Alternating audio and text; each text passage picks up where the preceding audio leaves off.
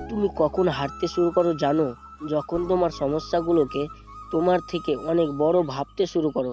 যখন তুমি তোমার পড়ার বইয়ের কাছে হার মেনে তোমার মোবাইলের মধ্যে ঢুকে বসো। সেই প্রতিটি মুহূর্তে তুমি হেরে যাও। যখন তুমি ভাবো যে তুমি জেতার যোগ্য নও, সমস্যা চারিদিক থেকে তোমাকে ঘিরে ধরে, মুশকিল প্রতিটি পদক্ষেপে তোমার সাথে মোকাবেলা করে। যখন একটা চিন্তাধারা তোমার মন মস্তিষ্ককে কবজা করে ফেলে যে তুমি এটা করতে পারবে না, নিজেকে অসহায় ভাবা, নিজেকে কমজোরি ভাবা, নিজেকে প্রতিভাহীন ভাবা, তোমার কাছে আমার একটাই প্রশ্ন, কেন তুমি টপার হতে পারবে না?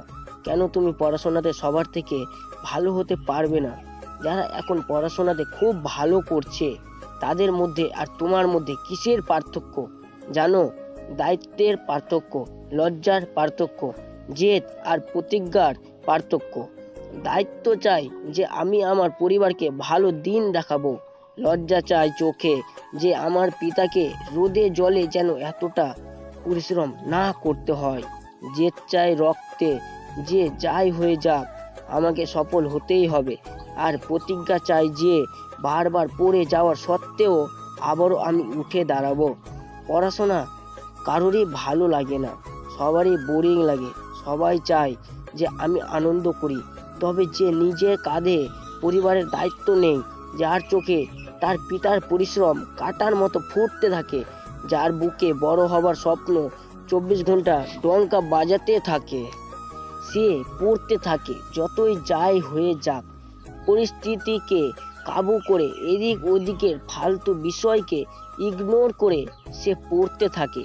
সে জানে যে সে অনেকের কাছে বোরিং হয়ে যাচ্ছে, তার বন্ধুরা অনেকেই তার থেকে দূরে সরে যাচ্ছে, কিন্তু তাও সে পড়তে থাকে। কারণ সে জানে যে এই সময় একমাত্র এই পড়াশোনায় তার জীবন বদলে দিতে পারে। একমাত্র এই পড়াশোনায় তাকে উঁচুতে নিয়ে যেতে পারে। এই ডিসিপ্লিনই তাকে উন্নত বানাতে পারে। তোমার না পড়তে পারার কারণ তোমার আশেপাশের পরিবেশ না, তোমার আশেপাশের মানুষগুলোও না, তোমার ফ্যামিলি ব্যাকগ্রাউন্ডও না। এর কারণ তোমার চিন্তা ভাবনা, তোমার জেদ আর তোমার দায়িত্ববোধ। যেদিন তুমি দায়িত্ব নেবে তোমার পরিবারের পরিস্থিতি বদলানোর, যেদিন তুমি সত্যি সত্যি জেদ বানিয়ে নেবে বড় কিছু করার, সেদিন তোমার পড়ার বইগুলো আপনা আপনি খুলে যাবে। আর তুমি এমন পড়বে যে তোমার ক্লাসমেটরা দেখে চমকে যাবে। আজ তাহলে এখানেই শেষ করছি, কাল আবারও আসবো তোমাকে সঠিক পথ দেখাতে। ভিডিও ভালো লেগে থাকলে লাইক বাটনটিকে ক্লিক করে চ্যানেলটি অবশ্যই সাবস্ক্রাইব করুন। যদি তোমার কোনো প্রশ্ন থাকে তাহলে নিচের কমেন্ট বক্সে লিখে জানাতে পারো, আমি অবশ্যই সেই বিষয়টির উপরে একটি ভিডিও বানাবো। বিদায় বন্ধু, খুব তাড়াতাড়ি আবার আমি আসছি।